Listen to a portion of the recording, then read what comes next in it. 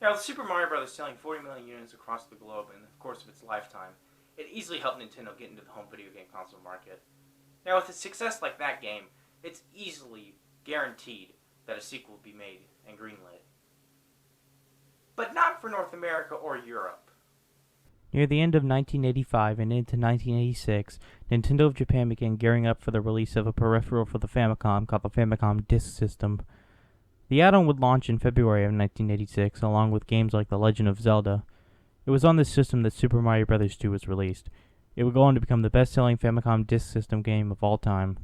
The game was never released in the US during its initial run for reasons I'll get into later on, but the game would eventually see release with the other NES games and Super Mario All-Stars for the Super Nintendo. It was in this remake compilation that the game was renamed Super Mario Bros. The Lost Levels. Now, for this review, I'll be playing the game on an emulator that's on my computer using the Switch Pro controller. The main reason I'm doing this is because I really want to see how much the game improved upon and didn't improve upon from the original. I also did this because there's no real way for me to play the original game, with the exception of Super Mario All-Stars and the version on the Switch NES Online app. Though with Super Mario Bros. All-Stars, it's the 16-bit version, so it's not the original 8-bit version. So how much does Lost Levels improve upon the original game? And can we really call it a true sequel? Well, let's begin by getting this out of the way. For years, the story of every Mario game has been the same. There have been exceptions where that hasn't been the case, but for the most part, most Mario games have Mario and Luigi rescuing the princess from Bowser. But even though the story is mostly the same, each game has had slight tweaks and differences to set them somewhat apart. However, as far as I know, the story in the Lost Levels is the exact same. It's so similar, it seems as though it was meant to be the harder version mentioned at the end of the last game. Speaking of similarities, let's talk graphics.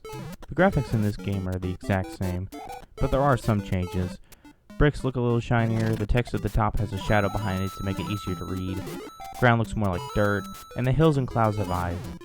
With the exception of these graphical changes, it looks almost the exact same as the original game.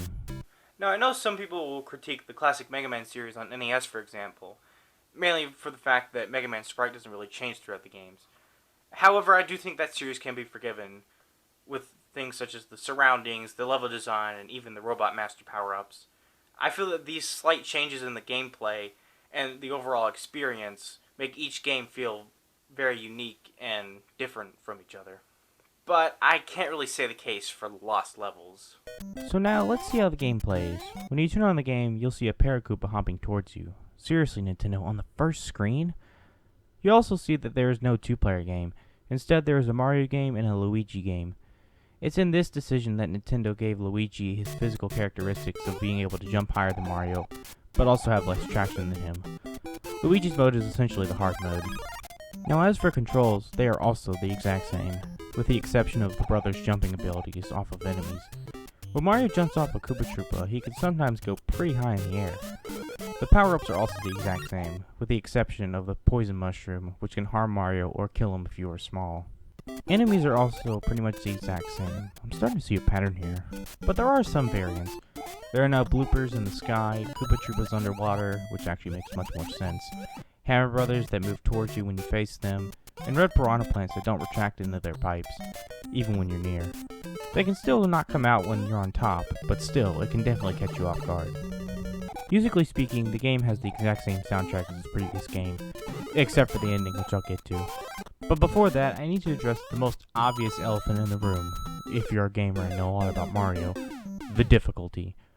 I will not lie when I say this. The difficulty in this game is almost unbearable, inconsistent, and at many points, unfair. In my opinion, this is perhaps the most difficult Mario game ever released. Now don't get me wrong, there are plenty of challenging Mario levels in different games, but the problem with this game's difficulty is that it feels as though the developers forgot the limitations of Mario's control options. Well anyways, let's look at the ending. It's pretty much the same, well like the rest of this game, but there are some changes.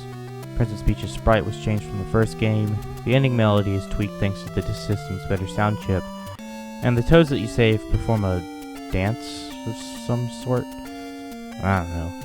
Afterwards, the game allows you to play through World 9 in one life. But it's not worth it, and I didn't bother. In conclusion, Super Mario Bros. The Lost Levels feels like nothing more than the harder game teased at the end of the first game. Now, the game was developed as being targeted towards those who mastered the original game, but the truth is that it requires much more mastery. I will say that it did contribute some to the series by giving Luigi his defining attributes and the poison mushroom, but that's about it. Now I know some of you watching probably think that this game should have come out in the US because of hard games like Castlevania, but the fact is that the Mario series is targeted towards a younger demographic. Not saying that adults don't enjoy it, but the idea with the Mario game is that it's going to be easy to pick up and understand, and it does have the options for more difficult stages for those who want to play them. But with this game, you have to be prepared to die a lot. In fact, if you plan on playing this game, immediately perform the 1-up trick on this Koopa Troopa to score some extra lives so you can stay in the level you die in. Trust me, you will die. Personally, I recommend just about every other release of this game. It was included as a bonus in the Super Mario Bros. Deluxe port on the Game Boy Color, but the screen crunch is just too much for the game's overall design. I recommend playing the Super Mario All-Stars version either on the SNES, the Wii, or just recently announced on the Nintendo Switch SNES Online app, but if you must play the original, then play it on the NES Switch Online app. Now, I definitely consider this game to be the worst Mario game, and definitely the black sheep of the series. I hope one day Nintendo will release a version of Super Mario Bros. That takes the updated graphics and aesthetics of Super Mario Bros. Lost Levels and puts them into Super Mario Bros. To make honestly the definitive original experience. It'll likely never happen, but who knows. Now, I can easily say the worst of this series is over. And with that out of the way, let's move on to what I believe to be the true sequel to Super Mario Bros., Super Mario Bros. 2.